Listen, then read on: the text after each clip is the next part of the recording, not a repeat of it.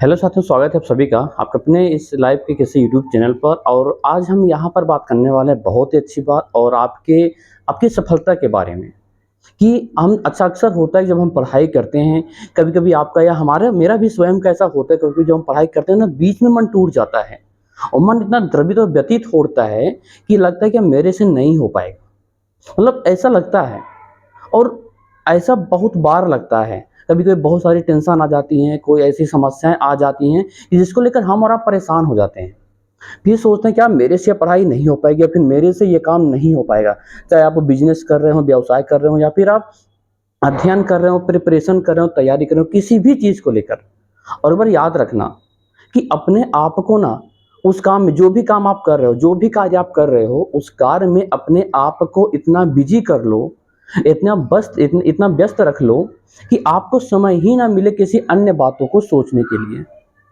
मतलब अपने आप को आप समय मत ही दो कोई अनर्गल चीज़, कोई अव्यावहारिक, कोई अनैतिक चीज़ आपके मन या विचार में वो इंटरैक्ट कर सके। समय ही मत दो अपने आप को इतना। अपने आप को इतना बिज़ी कर लो उस अपने लक्ष्य के प्रति, अपनी उस सफलता के प्रति जिसमें आप सफल होना चाहते हो।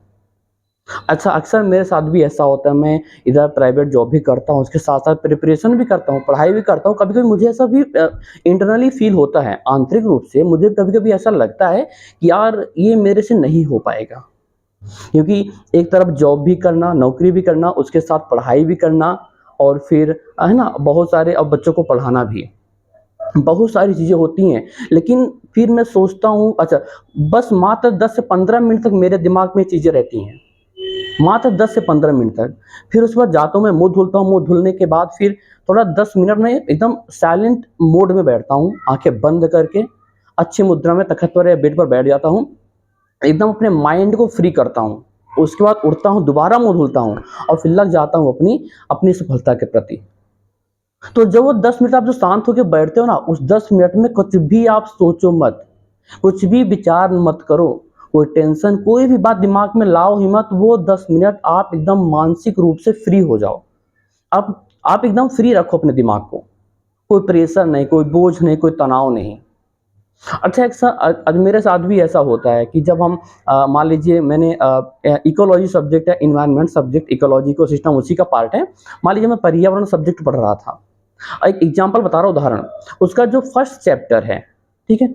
तो फर्स्ट चैप्टर मान लीजिए मैं पारिस्थितिकी तंत्र पढ़ रहा था। अब पारिस्थितिक तंत्र जब मैं पढ़ा, तो उसका जब मैं मतलब 70% पार्ट उसका मैं अध्ययन कर लिया, उसको याद कर लिया, मैं लर्न कर लिया। उसके बाद फिर लगता है कि यार अब एंड पॉइंट में, अंतिम क्षणों में आप उससे दूर हो जाओ, वही आपके लिए जो है बहुत मतलब कि सही चीज़ नहीं होती आपके लिए। तो इसलिए जब भी आप पढ़ाई करो, तो अंतिम चरणों में, अंतिम क्षणों में अपने आप को व्यथित मत होने दो। देखो, मैं एक बात जानता हूँ कि दुनिया में बहुत सारी, सही बात है, कभी-कभी बीमारी हो जाती है, बुखार, जुकाम या बहुत सारी ऐसी अनैतिक चीज़ें हो जाती हैं हमारे आपके जीवन में, या पारिवारिक दृष्टिकोण से या परिवार में या किसी रिश्तेदारी में, रिलेशन में, तो हम बहुत परेशान हो जाते हैं। हाँ, सही बात है, चलो परेशान होना थोड़ा लाज़मी बनता है, लेकिन चिंता युक्त मत हो, चिंता मुक्त रखो अपने आप को। चलो भाई, आधे घंटे कोई समस्या हुई आपके परिवार में या फिर आपके द्वारा कोई प्रॉब्लम हुआ, आप चीज़ों को थोड़ा, ठीक है, आधे घंटे आप परेशान हो, चीज़ों को समझो, सँभल लो, लेकिन आधे 1 घंटे बाद आप सँभल जाओ। ये नहीं कि आप उसको जो है 3 से 4 दिन कंटिन्यू आप बना के रखो अपने पास। और ना आप एक शेड्यूल बनाओ, जैसे पढ़ाई करने का तरीका होता है। ये नहीं कि आप किसी भी समय उठे, कोई भी विषय उठा लिया पढ़ने के लिए, चलो पढ़ाई हिंदी पढ़ते हैं। फिर मूड बना चलो अंग्रेजी पढ़ लेते हैं, फिर मूड बना चलो मैथ पढ़ लेते हैं, ठीक है? फिर क्या, चलो हम साइकोलॉजी पढ़ लेते हैं, पर्यावरण पढ़ लेते हैं। ऐसे नहीं, एक शेड्यूल बनाओ, एक तरीका, एक ब्लूप्रिंट तैयार करो अपने पढ़ाई का कि आखिर मैं पढ़ाई करूँ तो करूँ कैसे? जैसे बहुत बड़ा टॉपिक है मान लीजिए, तो टॉपिक को छोटे-छोटे टुकड़ों में खंडों में करके डिवाइड करके तब पढ़ाई करो। जैसे आप मान लीजिए साइकोलॉजी पढ़ते हैं, हिंदी पढ़ते हैं, पर्यावरण है और सारे विषय हैं, इतिहास है, मॉडर्न हिस्ट्री, एंशिएंट हिस्ट्री है। तो आप जो भी चीज़ पढ़ें सब्जेक्ट व वहाँ प उसको डे वाइज़, यानी कि दिनवार आप उसको पहले डिवाइड कर लीजिए, किस दिन हमको कौन-सा सब्जेक्ट पढ़ना है और सब्जेक्ट पढ़ने की टाइमिंग क्या होगी। और पहली बात, जो महत्वपूर्ण बात है वो अब आपको बताने जा रहा हूँ। जैसे आप मान लीजिए हिंदी पढ़े आप, ठीक है? तो हिंदी पढ़ने के बाद आप दिन भर हिंदी पढ़े हो, तो रात को सोने से पहले जो आप दिन भर में जो भी विषय आप पढ़े हो, सब्जेक्ट पे आपने पढ़ाई किया है, उसका रिवीजन सोने से पहले ज़रूर कर लो। आपने जो चीज़ पढ़ा उसको पढ़ने में भले ही आपको 2 घंटे लगे हों, लेकिन यदि आप जब आप उसका रिवीजन करोगे ना, महज़ 10 से 15 मिनट में आपका रिवीजन हो जाएगा। इतना कम क्षणों में, तो सोने से पहले रिवीजन ज़रूर करो और उसके बाद वीकली रिवीजन करो। जैसे आपने मंडे टू सैटरडे यानी कि सोमवार से शनिवार तक आपने क्या-क्या पढ़ा है, तो संडे के दिन उसका रिवीजन करो आप। पूरे दिन का, पूरे हफ्ते का, पूरे वीक का, पूरे सप्ताह का रिवीजन ज़रूर, क्योंकि revision is the most timing of the points, मतलब आपके प्रिपरेशन महत्वपूर्ण भूमिका निभाती है ये। और उसके बाद आप मंथली रिवीजन करो। मंथली रिवीजन का मतलब कि आपने 1 तारीख से लेकर 28 या 29 तारीख तक, आपने 29 या 30 तारीख तक आपने क्या पढ़ा है, उसका 1 दिन निकाल के, पूरा 2 दिन निकाल कर आप उन 2 दिनों में पूरे महीने का आप जो है रिवीजन करो। अध्ययन इसी प्रकार होता है, और जो भी टॉपिक आप पढ़ लिए हो, ठीक है, उस टॉपिक से संबंधित आप प्रैक्टिस से जरूर सॉल्व करते चलो। जैसे आपने मान लीजिए आपने अपवाद तंत्र पढ़ी, पर्यावरण का एक पार्ट है अपवाद तंत्र, जिसमें नदियां आती हैं, नदियां आती हैं लगभग, ठीक है। तो आपने अपवाद तंत्र पढ़ी, तो अपवाद तंत्र से संबंधित जितने भी प्रश्न बनते हैं, उन सभी प्रश्नों को आप अनसॉल्व टाइप या गूगल करके, या फिर आपका मार्केट में अरिहंत की बहुत सारी प्रैक्टिस बुक हैं और भी पब्लिकेशंस की बुक्स हैं, आप परचेज करिए और उसका प्रैक्टिस सेट मारिए। उससे संबंध अपवाद तंत्र से संबंधित जितने भी प्रश्न बन रहे हैं, उन सभी प्रश्नों को सॉल्व कर आखिर और हाँ, और सबसे महत्वपूर्ण, आपको आपको तो प्रश्न ढूंढने की जरूरत ही नहीं पड़ती, आप प्रश्न स्वयं से बना सकते हो, क्योंकि आप जो है नदियों के बारे में अच्छे से आपने अध्ययन कर लिया है। तो आप प्रश्न स्वयं बनाइए कि अब ये सोचिए कि इस नदी से संबंधित कौन कौन से प्रश्न बन सकते हैं, प्रश्न स्वयं बनाइए और प्रैक्टिस सेट लेकर भी मारिए, उसको सॉल्व करिए आप। इसी प्रकार सभी सब्जेक्ट को जो आप जो है सॉल्व करिए, प्रैक्टिस करिए। जो भी टॉपिक, कोई भी सब्जेक्ट है, जिस उस सब्जेक्ट के जिस टॉपिक को आप पढ़े हो, उस टॉपिक से संबंधित आप प्रैक्टिस जरूर करिए। और जीवन में ना समस्याएं सबके आती हैं, व्यक्तिगत पर्सनली आपके ही जीवन में समस्या नहीं है, मेरे भी है और उनके भी है, उनके भी, सबके जीवन में समस्याएं हैं। तो समस्याओं से जूझो मत, उलझो मत, उसको साइड में रखिए और अपने लक्ष्य में लग जाओ आप। कभी कभी आप बहुत होपलेस हो जाते हैं, अंदर से आप बिखरे हुए होते हैं, टूट जाते हैं। आपको ऐसा लगता है कि यार अब तो लाइफ पता नहीं कहाँ जा रही है, जीवन पता नहीं कहाँ रहेगा, कुछ नजर नहीं आ रहा, सब अंधकार ही अंधकार दिख रहा है। अक्सर ऐसा होता है, सभी के साथ होता है।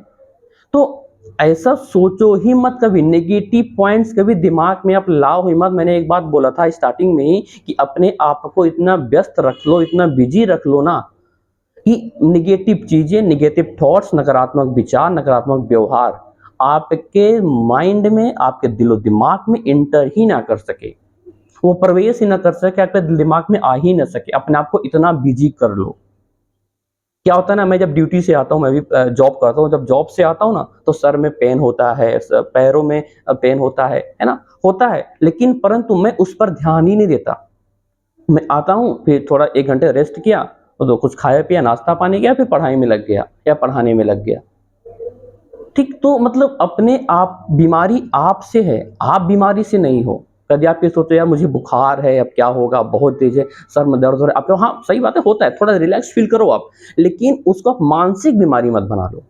यदि आप उसको मानसिक बीमारी बना लोगे, तब वो आपके लिए घातक होगा, आपके लिए वो मतलब आपके लिए बहुत अच्छी चीज नहीं होगी, बहुत बुरी चीज होगी। मानसिक बीमारी किसी चीज को लेकर मत बनाओ, चाहे किसी को व्यवहार को लेकर, चाहे किसी की बीमारी को लेकर, चाहे कोई बीमारी को लेकर। और जब भी कभी कोई आपके पीछे कोई कमेंट कर रहा है ना, उसको इग्नोर किया करो कि उस बंदे ने क्या बोला है, मेरे बारे में ऐसा कह रहा है, ऐसा वैसा कह रहा है, तो उनके बारे में सोचो मत। उनका काम है टिप्पणी करना, उनका काम है कमेंट करना, और आपका जो मोटो है, आपका जो काम है ना, आपको आगे बढ़ाना है। और एक बात ध्यान देना, जब भी तुम्हारे पीछे, जब भी आपके पीछे कोई कमेंट आने लगे, कमेंट पास करने लगे, जब कोई टिप्पणी करने लगे, तो समझ लेना कि आप सही मार्ग पर हो।